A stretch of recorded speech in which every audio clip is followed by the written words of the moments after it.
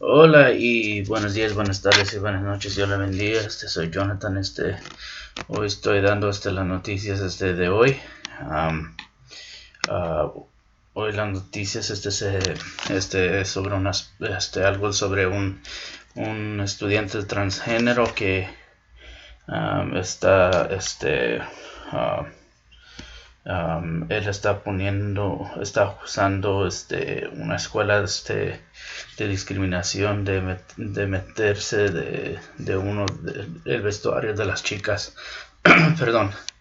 Las noticias dicen un estudiante transgénero ha presentado los informes una demanda contra el distrito escolar más grande en Illinois por negarse a permitir que el estudiante utilice el vestuario de las chicas. El estudiante, cuyo nombre no ha sido puesto en libertad, nació un varón biológico pero se identificó como mujer.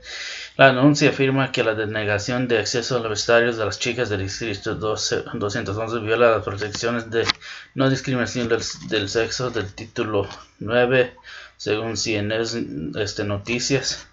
Sin embargo, el Distrito 12, el superintendente Dan Gates, perdón, dijo que el estudiante estaba siendo tratado de manera justa. Un área que cambia privada ha sido proporcionado por el estudiante y el estudiante se le permite participar en equipos atléticos de las niñas. Cates dijo que el distrito tendría en cuenta y permite que el acceso de los estudiantes del vestuario de las chicas, a pesar del Departamento de Oficina de Derechos Civiles de Educación de ponerse al lado de los estudiantes. Esto se trata de asunto de privacidad del estudiante. Lo que no están pidiendo que hacer es tener los estudiantes del sexo opuesto en la misma zona abierta de vestuario y que no hacemos. Esto es lo que dice Cates. Este es un asunto que nos tomamos muy en serio y esta política será deshacer eso. Eso es lo que terminó, dijo Cates. Por lo que sé, estamos mirando algo que como yo les digo, yo no estoy contra la persona, pero es una cosa cuando te dan un lugar privado para cambiarse, otro para meterse un lugar de cambiarse de mujeres de chicas, y en realidad hay mujeres donde se sienten incómodos cuando alguien es transgénero. Es que todos piensan, bueno, es que no está abierto de la mente. No es eso, es el aspecto que biológicamente todavía es hombre. Ese es el problema. Y es fascinante cómo quieren tener aún más derechos de hacer lo que de meterse en un lugar donde dicen que esto es para mujeres, pero tristemente estamos mirando más cambios así, y en realidad es la incomodidad que existe. Solamente les digo, hermanos, de que oremos a Dios para que Dios ayude a todas las personas que están afuera y que todo salga bien. Señor Jesús, te doy gracias, Padre, por este día. Te doy gracias, Señor Jesús. Te pido, Padre, que sea tú, que vamos a meter en tu palabra, Padre. Te pido, Señor Jesús, que nos ayude, Padre, para aprender más de ti, Padre. Y te doy gracias, Señor Jesús, en el nombre del Padre, del Hijo y del Espíritu Santo. Amén y amén.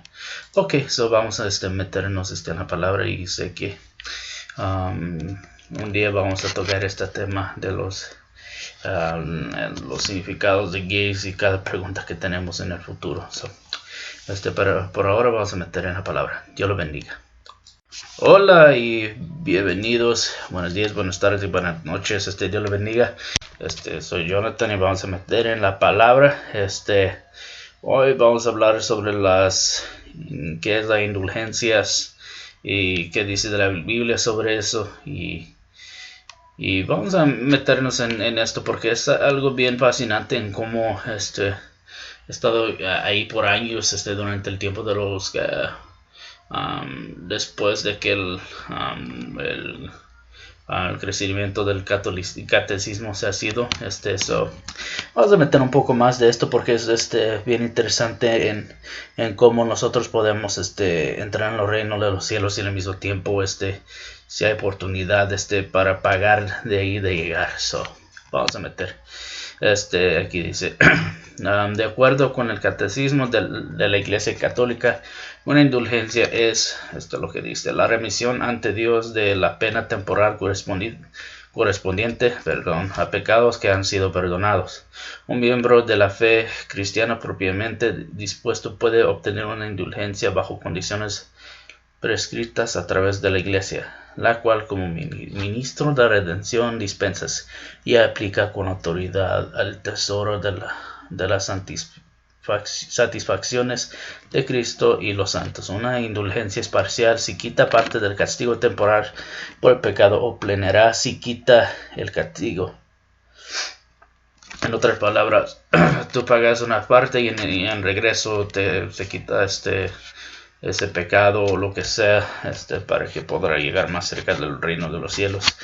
Las siguientes decisiones también son muy importantes para entender este punto. Castigo eterno, el castigo por no arrepentirse del pecado mortal, separando al pecador de la comunión con Dios por toda la eternidad. La condenación en el infierno, de un pecador no arrepentido. Y aquí está otro. Castigo temporal, la purificación de la insana adatura de la criatura, la cual es una consecuencia del pecado que perdura aún después de la muerte. Debemos ser purificados, ya sea durante nuestra vida terrenal o a través de la oración y conversión que provienen de una ferviente caridad, o después de la muerte en el purgatorio. La definición de purgatorio es un estado final de purificación después de la muerte y antes de la entrada al cielo para aquellos que murieron en la gracia de Dios, pero que solo fueron imperfectamente purificados. Una purificación final de la imperfección humana antes de que una pueda entrar al gozo del cielo. La Iglesia Católica Romana enseña que el pecado tiene una doble consecuencia. Por un miembro de la Iglesia Católica, el cometer un pecado mortal es causa del castigo eterno, incluyendo la separación eterna de Dios y el sufrimiento en el infierno. La Iglesia Católica también enseña que bajo circunstancias normales aquellos que no han sido bautizados por la Iglesia Católica Romana o otra iglesia que enseña la regeneración bautismal también son condenados al infierno porque la mancha del pecado original permanece sobre sus almas. Esa es la palabra de ellos, no la mía, donde yo digo, lo puedo encontrar ahí. El pecado venial menor, en contraste, no causa un castigo eterno, sino un castigo temporal. Ahí es donde hablé la segunda definición. Las enseñanzas de la Iglesia Católica algunas veces se refieren a estos castigos temporales como impartidos por Dios, siendo esto una manera de purificar a sus hijos, ya sea en esta vida o en el purgatorio. Pero la Iglesia Católica Romana también ve los pecados veniales como creadores de deudas con la justicia de Dios que deben ser expiadas de una manera que se distinga de la expiación de Cristo por el castigo eterno. La Iglesia enseña que por la unidad del cuerpo de Cristo, la comunión de los santos, incluyendo los creyentes vivos, los creyentes en los cielos, santos en el cielo, Cristo, María y los creyentes imperfectos en el purgatorio, es posible que el mérito generado por las buenas obras, oraciones, limosnas, sufriciendo, etc., de una o más de estos miembros del cuerpo puede ser aplicado a la deuda temporal de otro. La Iglesia Católica Romana enseña que la combinación del méritos de Cristo, los santos y los creyentes piadosos son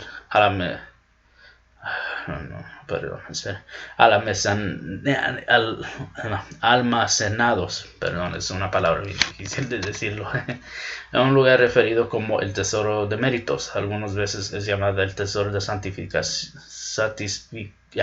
satisfacción, el tesoro de la iglesia o el Thesaurus Ecclesia, y que debido a la sucesión apóstola desde el Pedro, la Iglesia Católica Romana es la única que tiene la autoridad de sacar méritos de este tesoro o otorgarlos a los creyentes en esta vida o el purgatorio para pagar por algunos o todos sus pecados veniales. Estos efectuados a través de la concesión de indulgencias. Nuevamente las indulgencias se aplican solo al castigo temporal, no al eterno, y solo pueden ser distribuidos a través de un líder de las iglesias católicas romanas, alguien que está ya sean en el purgatorio aún viviendo y cuya alma está en el estado de gracia santificante. Por ejemplo, ella irá al purgatorio, no al infierno, si él o ella fuera a morir en ese momento. Una indulgencia puede ser obtenida a través de práctica de buenas obras, o una misa que sea ofrecida a favor de alguien, rezando por abstinencias, por las deudas a los pobres, o algunos otros actos méritos realizados de acuerdo con los requerimientos dictados por un papa o obispo que tenga jurisdicción sobre ese individuo. Para algunos, el ofrecer una misa es visto como uno de los medios más efectivos para reducir el castigo temporal de esa persona en el purgatorio. Una indulgencia parcial reducirá el castigo temporal que tenga una persona. Una indulgencia plenaria quitará todo el castigo temporal.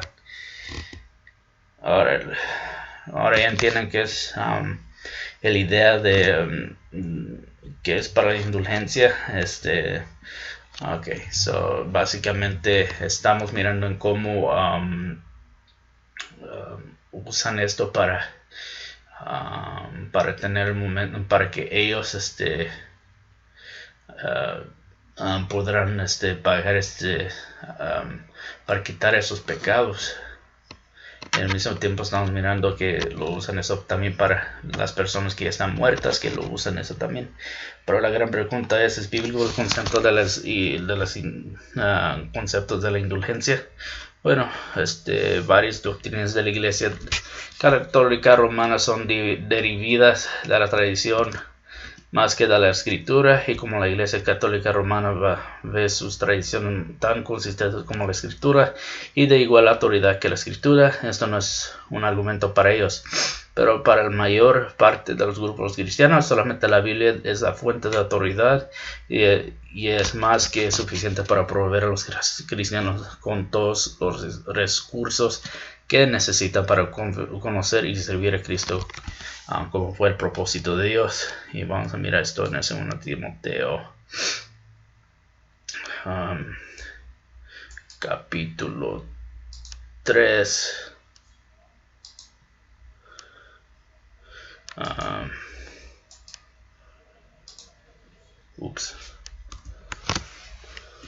Según Timoteo capítulo 3, verso 15 hasta 17. Dice: y que desde la niñez has sabido las sagradas escrituras, las cuales te pueden hacer sabio para la salvación por la fe que es en Cristo Jesús. Todas las escrituras es inspirada por Dios y útil para enseñar, para redarguir, para corregir y para instruir en justicia, a fin de que el hombre de Dios sea perfecto, enteramente preparado para toda buena obra. Pero como la Iglesia Católica Romana declara que sus doctrinas no son contradictorias a la Escritura, excepto la Escritura como parte de su autoridad, es apropiada por ambos grupos el preguntar: ¿son bíblicas las indulgencias? Un examen de los pasajes que la Iglesia Católica Romana utiliza como soporte de doctrinas, tales como el castigo temporal, la expiación vicaria por creyentes y santos y el purgatorio, ilustra la dependencia de su tradición por sobre y más allá de la Escritura. Otras doctrinas tales como el tesoro de méritos, el incomparable e insoluble mérito de María, el supervalente mérito de los santos y existen las indulgencias, son todos a ellos ajenas a la Escritura. Es bíblica la doctrina de la indulgencia. Una interpretación consistente y contextual de la Escritura no respaldará ni la enseñanza de indulgencia ni las doctrinas desarrolladas para partir de ellas. Les digo esto, hermano, porque no dice ahí, porque Ellos buscan varias palabras, pero vamos a mirar más en detalles de esto. La Iglesia Católica Romana cita unos pocos pasajes para sus soportes escritural del purgatorio. Adicional un pasaje del apócrifo libro de segundo de Macabeos, ahí lo sacan. Está en 1 Corintios 3:10. Voy a leer esta para...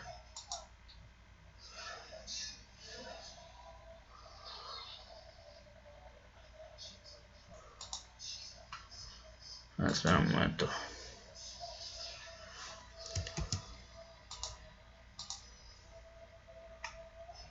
Miren esto. Ok, a ver. Aquí dice... Espera un momento. Dice, conforme a la gracia de Dios que me ha sido dado, yo como perito arquitecto puse el fundamento y otro edifica encima, pero cada uno mire cómo sobre edifica. Eso es lo que está hablando aquí. También pueden mirar el 1 Corintios 3, 10, 15, también Mateo 5, 26 y Mateo 12, 32, que también son todos como bases bíblicas. Pero Mateo 5, 26 es parte de una parábola sobre el tema del perdón. Mateo 12:32 es aplicable al tema blasfemia contra el Espíritu Santo. Pero ninguno de esos pasajes se refiere a lo que pasa después de la muerte ni ofrece una clara enseñanza de lo que sucede después de la muerte. Es un principio de hermenéutico, que significa el estudio de cómo interpretar correctamente la escritura, que uno puede considerar pasajes dudosos que apenas sugieren un punto, como pasajes que se enfoquen sobre ese tema o sean claros acerca de este punto. Para interpretar estos versos como una enseñanza que hay un lugar de futura expiación y purificación en el purgatorio después de la muerte, vuela en la cara de muchas claras declaraciones en la Biblia que solo hay dos lugares a los que uno irá después de la muerte. Siendo bien con el Señor en el cielo, 2 Corintios 5:8, Filipenses 1, 21 y 23, y también Tesalonicenses 4, 13, 18. Ahí pueden leer sobre el cielo o será atormentado en el infierno. Lucas 16, 23, 24, Apocalipsis 20, 10, 15. Y como os digo, la Biblia no dice que después de la muerte venga una futura purificación. Dice en el libro de Hebreos 9:28, y de la manera que está establecido por el hombre que muere una sola vez, y después de esto el juicio. Yo solamente le digo esto, y los católicos hablan de hacer penitencia por sus pecados. ¿Han oído eso? Sí.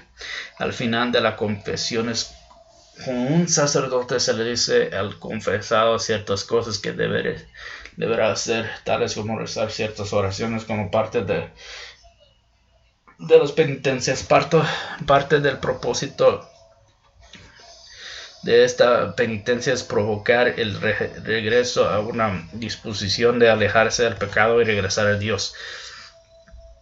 Pero otros propósitos mencionados repetidamente en la liturgia católica romana es la de rezar o pagar por los propios pecados. Esto no es lo mismo que hacer una restitución a aquellos que fueron heridos por nuestros pecados, sino más bien involucra el hacer un pago dirigido al castigo temporal que satisfaga la justicia de Dios. El último propósito está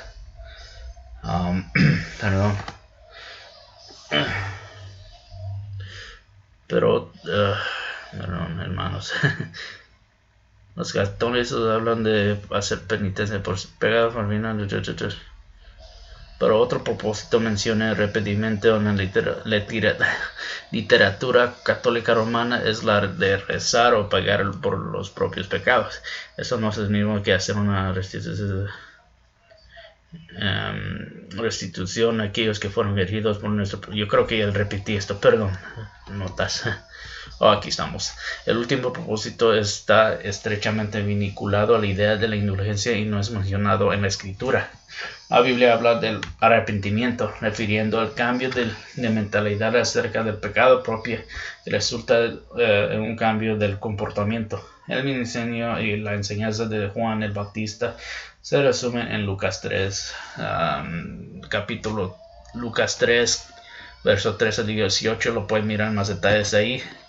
Él les dijo a aquellos que eran bautizados por él. Su bautismo era un signo de arrepentimiento que mostrará por sus obras que su arrepentimiento era real. Pero nunca se halla el mensaje de ustedes deben pagar o expiar sus pecados, haciendo alguna obra buena o por abstinencia o por medio de alguna otra cosa.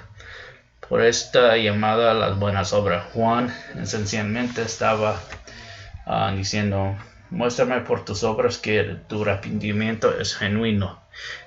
Pueden mirar esto en Santiago 2:18, pero nuevamente la idea de hacer penitencias como una expiación por nuestros pecados, un pago de la deuda temporal de la justicia de Dios, jamás es mencionada en la Escritura. Sé que nosotros queremos buscar varias formas en realidad créanme, nosotros queremos buscar hacer nuestras formas de llegar al reino de los cielos, pero no es así, hermanos. Yo les digo esto y también vamos a mirar el tesoro de méritos un poco más. La doctrina del tesoro de la iglesia fue expresada oficialmente por primera vez en 1343 por el Papa Clement VI. Él escribe que el tesoro consiste no solo en los méritos de la expiación de Cristo, sino también los méritos y expiaciones de María, la Madre de Dios y de todos los escogidos, desde la más grande hasta el último de los justos, que contribuyen al crecimiento del tesoro de cual la Iglesia hace retiros para la segura remisión del castigo temporal. La Biblia nunca ni una sola vez se ha referido a algo como el tesoro de mérito, y tampoco se encuentra la idea de que el creyente puede hacer expiación en favor del pecado a favor del pecado del otro. En Romanos capítulo 9 y capítulo 10, Pablo ahí expresó como si esto fuera posible. Él gustosamente estaría dispuesto a ser condenado si eso resultaría en la redención de sus hermanos israelitas. Pero eso no es posible porque Pablo y los otros escritores de la Biblia declaran que para un creyente el juez justo quedó satisfecho cuando Jesucristo se convirtió en la expiación, propiciación por nuestros pecados, y que parte de él no hay expiación posible. Voy a leer Romanos capítulo 5 verso 10 y 11 para que miren lo que estoy hablando aquí. Aquí dice: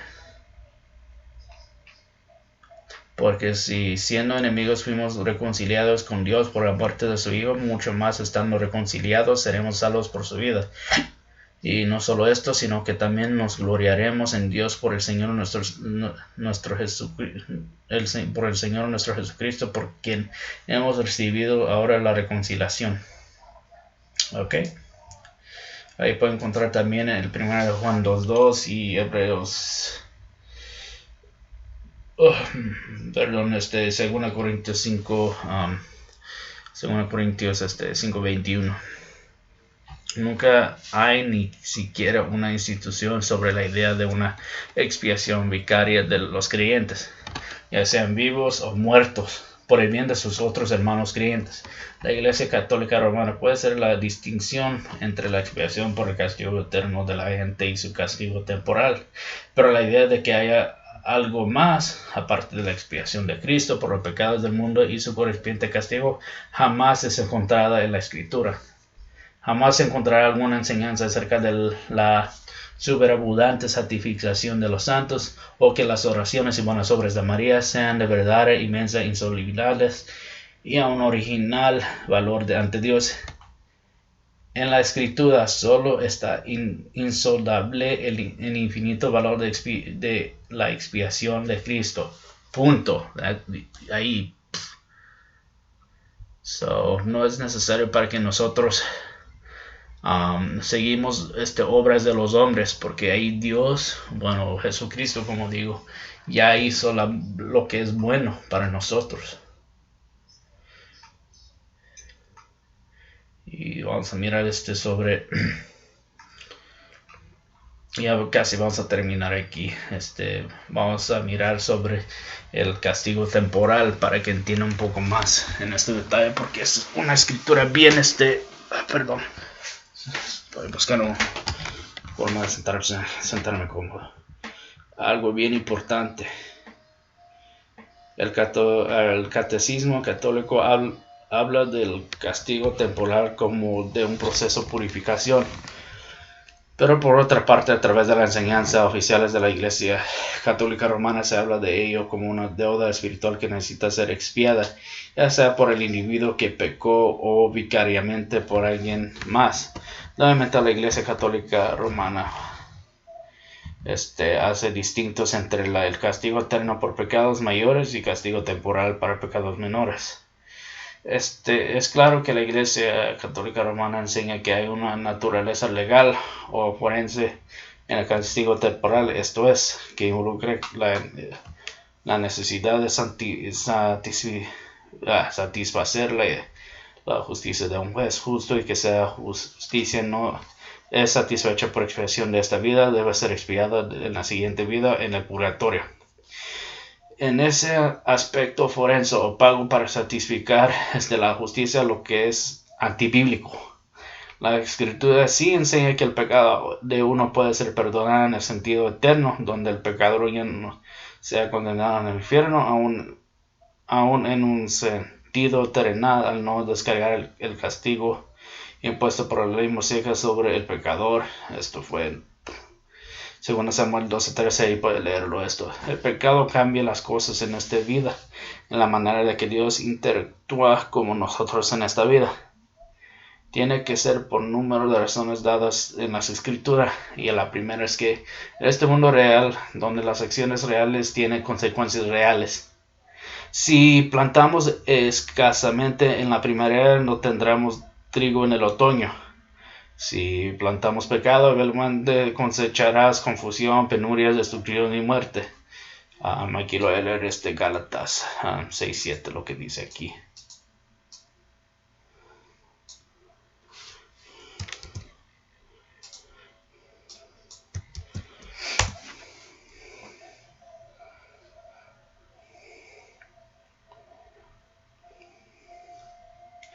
Aquí dice Gálatas 6:7, no os engañéis, Dios no puede ser burlado, pues todo lo que el hombre sembrará, eso también segará. Pueden leer también Romanos 13:16, Santiago 1:15. Segundo, nuestro pecado y la respuesta de Dios ante él afecta el cómo nosotros y otra gente ve a nuestro Dios. Si pecamos y no hubiéramos efectos obvios de ello, veríamos el pecado como algo que no tiene gran importancia para Dios, y entonces su carácter santo sería blasfemada. Esta es una de las razones que Dios citó para decretar la muerte del niño concebido por David en el adulterio con Betsabé. Según Samuel 12, 13 y 14, para leer esto, por ejemplo, si no hubiera consecuencias terrenales por el adulterio de David y el asesinato de Urias, entonces Dios sería visto como uno que condona tales acciones pecaminosas. Lógica ahí. Tercero, otros al verlo serían animados a pecar. 1 Corintios 10, verso 1-12 dice que todos los castigos impuestos por Dios sobre los israelitas por su incredulidad, idolatría, lascivia, etc. fueron registradas para nuestras advertencias, para que pudiéramos aprender de sus errores. Proverbios dice que cuando el castigo del pecado es trazado, otros son animados a pecar. Por ejemplo, si vemos que alguien se salió con la suya, nos sentimos animados a repetir su pecado. Así que un castigo terrenal es o impuesto por Dios o por la permisión de las consecuencias naturales del pecado para que maduremos, para que otros puedan aprender a no pecar. Número 4, y la última razón. Dios nos disciplina por nuestro beneficio, para que podamos disfrutar del fruto de justicia que Él tiene para nosotros. Cuando una persona pone su fe en Cristo, Dios deja de ser nuestro juez y se convierte en nuestro Padre. Juan 1:12. Estaremos ante Él como un juez de nuestras obras hechas después de la salvación. Aquí pueden encontrarlo en 2 Corintios 5:10 y 11 y 1 Corintios 3:10, 15. Pero ahora tenemos paz para con Dios. Romanos capítulo 5, verso 1, Dios. Y no hay más condenación, Romanos 8:1. Pero como un padre amoroso disciplina a sus hijos para su bien, así Dios nos disciplina para el nuestro, Hebreos 3:12, 3:11. Pero cuando ve la descripción de la disciplina celestial dado en Hebreos 12, no encuentras la idea del castigo en el sentido de que uno necesita pegar o expiar su crimen. Léalo, créeme. Ahí puedes encontrar de que ahí no es pegar o no. Ahí Dios te enseña cuando alguien peca, ahí sí se siente, ahí Dios te habla del Espíritu Santo. Ahí Dios te dice lo que tú hiciste no es correcto. Y ahí en ese momento ahí Dios te está diciendo lo que te está advirtiendo para que no continúes haciendo la misma cosa de regreso. Y ahí Dios te está ayudando a cambiarte. Así que uno encuentra que Dios impone consecuencias terrenales o permite las consecuencias naturales como resultado del pecado, pero en ningún pasaje dice que estas consecuencias sean impuestas para que su justicia temporal puede ser satisfecha. Yo les digo esto otra vez, porque en realidad nosotros pensamos que esta justicia temporal y todo esto, en realidad ahí no, ahí miramos de que el hombre hace y lo que dice lo que tiene que decir esto. En conclusión, habiendo discutido la falta de soporte bíblico para algunas de las doctrinas fundamentales necesarias para la existencia de indulgencias, también debe ser declarado que no hay ningún ejemplo bíblico de enseñanza al respecto. De que un apóstol o líder de la iglesia concede una indulgencia a un hermano creyente, ni una. Desde sus simientes hasta su cúspide, toda la escritura de la estructura de la doctrina de las indulgencias está bíblicamente infundada. Es nuestra oración que como el apóstol Pablo vio a muchos convertidos a Cristo porque comparan sus enseñanzas con lo que dice la escritura en Hechos 17, 10 a 12. Lo voy a leer esto para concluir esto un poco. Dice: inmediatamente los hermanos enviaron de noche a Pablo y Silas hasta Berea. Ellos estaban y habiendo llegado entraron a las sinagogas de los judíos, y estos eran más nobles que los que estaban en Tesalónico, pues recibieron la palabra con toda solicitud. Escudriñaron cada día las escrituras para ver si estas cosas eran así. Así que creyeron muchos de ellos, y mujeres griegas de distinción, y no pocos hombres.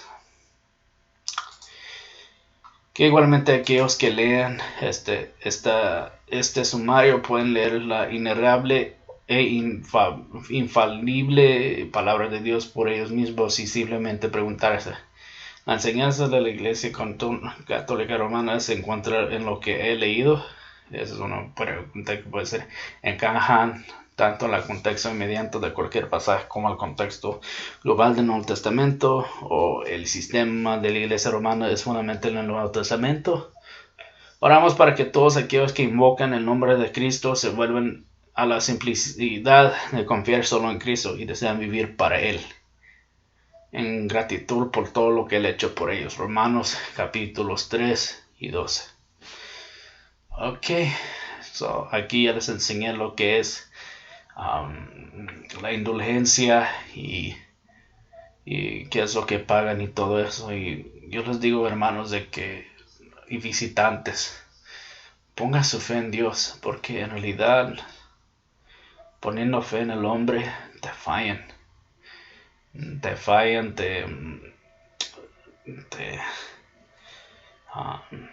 créeme, te van a decepcionar. Yo les digo por experiencia, porque yo he puesto fe en diferentes pastores y en el mismo tiempo líderes, y yo fui decepcionado. Pero cuando puse mi fe en Dios, nunca me decepcionó. So mis hermanos, solamente vamos a orar y para que Dios los ayude. Señor Jesús, te doy gracias, Padre, por este día. Te pido, Señor Jesús, te pido, Padre, de que esta palabra se penetre en el mente y corazón de las personas, Padre. Te pido, Señor Jesús, que esto les ayude, Padre, en cualquier forma, Padre, y que miren, Señor Jesús, que te pongan fe más en ti que un hombre, Padre, y que miren qué es lo que hacer es correcto, Padre. Te doy gracias, Señor Jesús, en el nombre del Padre, del Hijo y del Espíritu Santo. Amén, amén.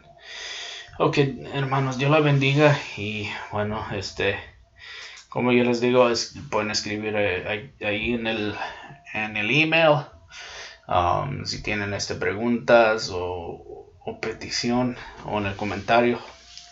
Y eso es todo, eso es todo lo que les digo, mis hermanos y hermanas. Tengan un buen día y adiós. Señor, tú eres bendito para siempre.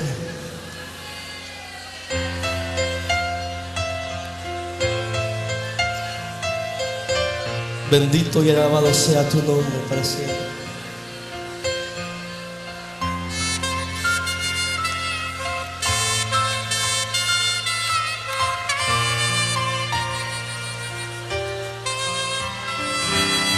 Señor, bendito eres tú.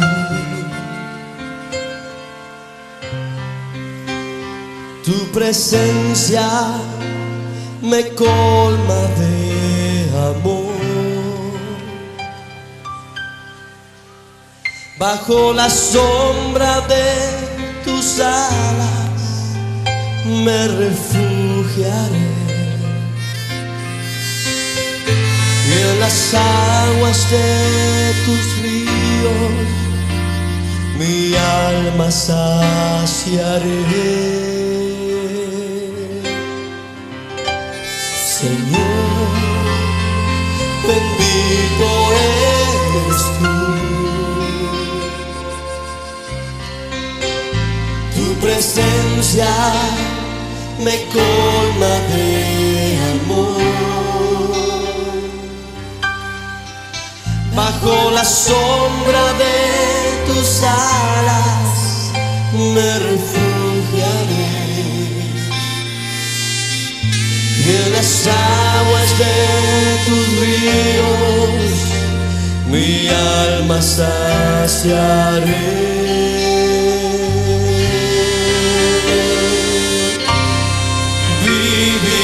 Vivifícame, vivifícame,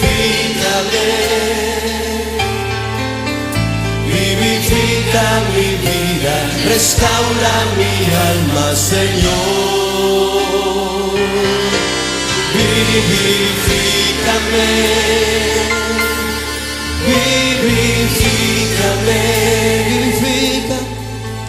vivifica mi vida, restaura mi alma, Señor.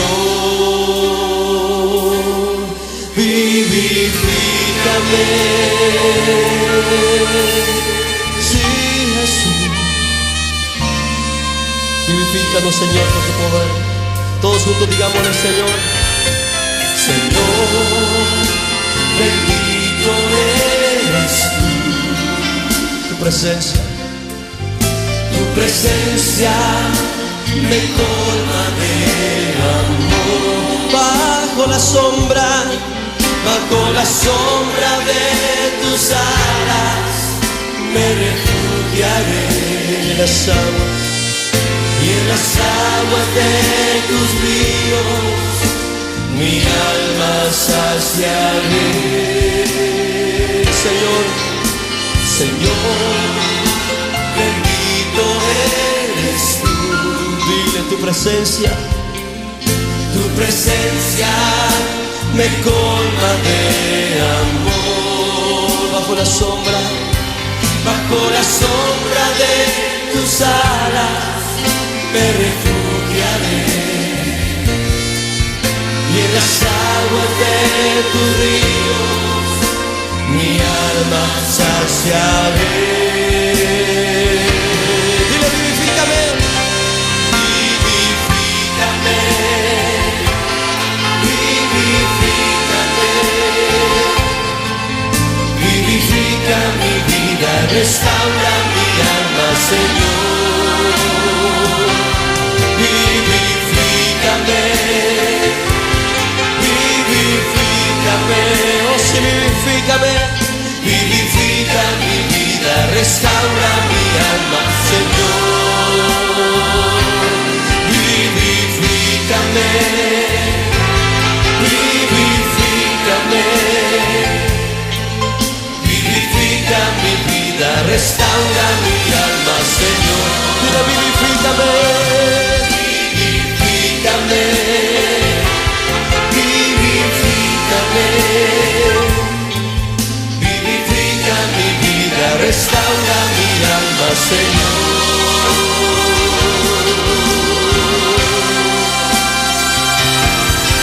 Vivifícame,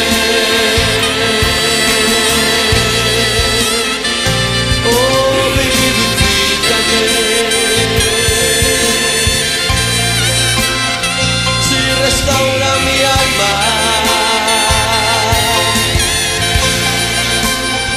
con tu presencia. Sí, vivifícame, Señor. Sí, vivifícanos, Señor, en las aguas de tus ríos. Vivifícanos. Vivifícanos, Señor, con tu poder. Restaura nuestra alma y llénanos de tu paz.